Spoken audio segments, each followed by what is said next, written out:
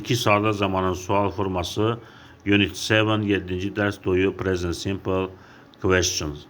İkinci hissə C paragrafına baxırıq. Remember, yadda saxla. Bütün şəxslərlə do işlənir sual formasında, bir üçüncü şəxsin təki ilə isə does işlənir. Do I, do we, you, they, does, he, she, it.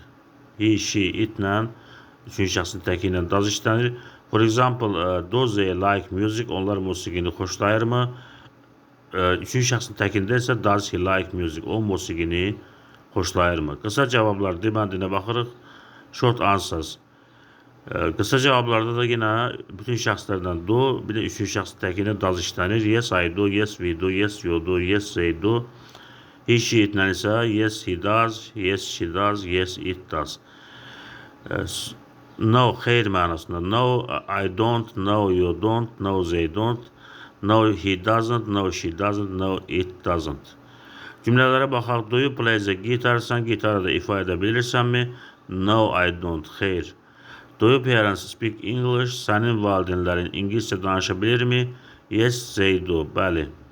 Does James work hard? Gəl çox işləyirmi? Yes, he does. Bəli. Does your sister live in London? Sənin bacın Londonda yaşayırmı?